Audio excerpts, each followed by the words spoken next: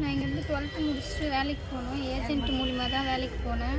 அங்கே வந்து ஒரு வேலையில் ஒருத்தவங்க வீட்டில் இட்டு போய் விட்டாங்க. அது வந்து கருணாநிதி எம்எல்ஏ, கரண்ட் எம்எல்ஏ அவரோட பையன் வீட்டில் ஆண்டோ மரிவாணன் அந்த வீட்டில் திருவான்மையூரில் இட்டு போய் நான் அப்பார்ட்மெண்ட்டில் வேலைக்கு விட்டாங்க.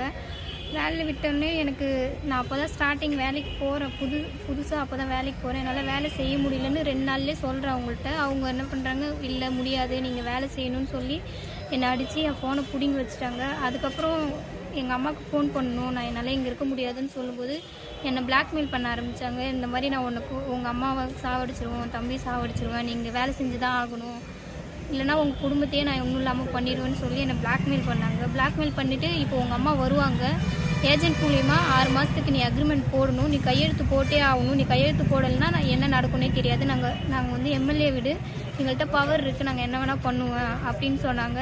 அதுக்கப்புறம் எங்கள் அம்மா வந்ததுக்கப்புறம் அந்த அக்ரிமெண்ட்டில் கையெழுத்து போட்டே ஆகணும் அப்படின்றதுனால எங்கள் அம்மாக்கிட்டையும் சொல்ல முடியல. ஏன்னா என்னை அவ்வளோ ஒருத்தரும் பிளாக்மெயில் பண்ணி வச்சுருந்தாங்க. நான் கையெழுத்து போட்டேன். அவங்க சொன்னாங்க, என்கிட்ட நம்பிக்கை கொடுத்தாங்க, 6 மாதம் நீ செய்யுமா, உடனே அமுச்சிருவோம், வேறு பொண்ணு வந்த உடனே உன்னை அமுச்சிருவோன்னு சொல்லி தான் என்னை இது பண்ணாங்க. அன்றைக்கி ஒரு நாள் என் கன்னத்தில் அரைஞ்சவங்க தான்.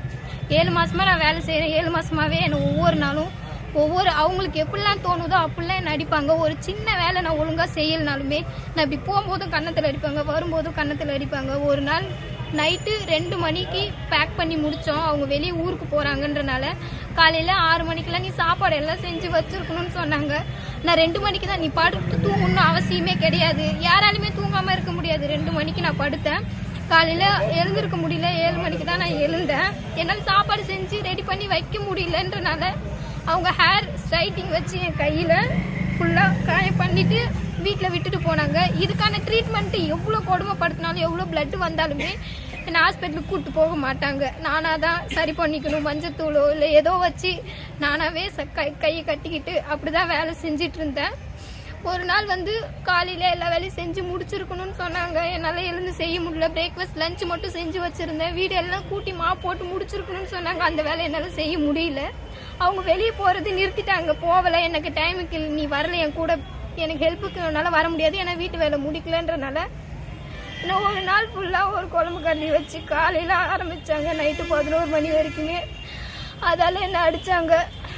என் தலையில் வாயிலேருந்து பிளட்டு வருது. என்னை விட்டுருங்க, நான் கெஞ்சுறேன், என்னை விட்டுருங்க, நான் வீட்டுக்கு போகிறேன், என்னை விட்டுருங்கக்கா, என்னால் முடியலன்னா உங்கள் காலை பிடிச்சி கெஞ்சுறேன். அப்பயும் விடலை. போய் மூஞ்சி கழுவிடுவான்னு சொல்லி என்ன அடிக்கிறாங்க. என்னோட ஜஸ்டில் எவ்வளோ ஒருத்தர் அடிச்சிருக்காங்க, என்னால் சொல்ல முடியல. நைஃப் வச்சு என் கழுத்து கீறி எல்லாம் பண்ணியிருக்காங்க. நியூஸ் பேப்பரில் வேலை பற்ற வச்சு என் வாய்க்கிட்ட எரிச்சு ஃபுல்லாக. இதுக்கு கூட ட்ரீட்மெண்ட்டுக்கு எங்கேயுமே கூப்பிட்டு போக மாட்டாங்க. ஒரு டேப்லெட்டு கொடுக்குறது எதுவுமே கொடுக்க மாட்டாங்க. நானாகவே சரி பண்ணிக்கணும். இவ்வளோ அடிக்கிறாங்க, என்னால் வேலை செய்ய முடியல அப்படின்னு சொன்னாலுமே ஏன் வேலை செய்யலைன்னு மறுபடியும் அடித்து அடுத்துலேயே திரும்பவும் அடிக்கிறாங்க. என்னால் ரொம்ப முடியல. ஒரு நாள் ஃபுல்லாகவே விடாமல் துருத்தி அடித்தா கூட பரவாயில்ல, நீ அடிச்சுக்கிட்டே நீ வேலை செய்யணும்னு என்னை வேலை செய்ய வச்சாங்க. அப்பயும் வேலை செஞ்சுட்டு தான் இருந்தேன். என் ஃபேஸே மாறிடுச்சு. என் தலைமுடிலாம் வெட்டி என்னால் முடியல.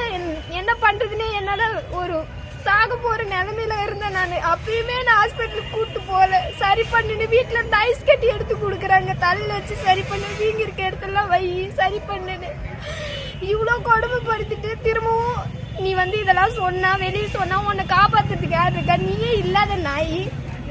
நான் பெரிய எம்எல்ஏ வீட்டில் இருக்கிறேன், எம்எல்ஏ மருமவன். நான் ஒரு வார்த்தை சொன்னால் உங்கள் வீடே இல்லாமல் பண்ணிடுவாங்கன்னு சொல்லி என்னை அவ்வளோ பிளாக்மெயில் பண்ணாங்க. என்னோட பர்சனல் மேட்டரில் நீ அவங்கள்ட்ட பேசுகிற, நீ உங்கள்கிட்ட பேசுகிறேன்னு என்னை பொய்யா ஒரு டாக்குமெண்ட்டு எனக்கு தெரிஞ்ச டாக்டர் இருக்காங்க, நான் அவங்கள்ட்ட சொல்லி நீ அபார்ஷன் பண்ணுன்னு சொல்லி எனக்கு இர்ரெகுலர் பீரியட்ஸ் இருக்குது, அதெல்லாம் அவங்க யூஸ் பண்ணிவிட்டு நான் ஒரு போலி டாக்குமெண்ட் ரெடி பண்ணி உன் ஊர் ஃபுல்லாக சொல்லிவிடுவேன், உன்னை அசிங்கப்படுத்திடுவேன். அதுக்கப்புறம் நீ எங்கே போவேன், நீ யார்கிட்ட சொல்லி என்ன பண்ண முடியும், என் ட்ரெஸ் எல்லாம் கழட்டி நீ வெளியே போடின்னு என்ன இது பண்ணியிருக்காங்க. நான் அவ்வளோ கெஞ்சுவோம், வேண்டாம் என்னை விட்டுருங்கன்னு சொல்லி. நான் இப்படியே உன்னை வெளியே அனுப்பிச்சேன்னா எவன் வந்து கேட்டான் எம்எல்ஏ வீடுன்னு சொன்னால் பொத்திக்கிட்டு போவானுன்னு சொல்லுவாங்க. அப்போ இல்லாதவங்க எல்லாருமே அவங்களுக்கு அடிமையாக அவங்கள்ட்ட அடி வாங்கிட்டே தான் இருக்கணும். நம்ம எங்கிட்ட ஒரு வார்த்தை கேட்கக்கூடாது. கேட்டால் நீயே இல்லாத நாயின்ட்டு என்னை அவ்வளோ கொடுமைப்படுத்துகிறாங்க.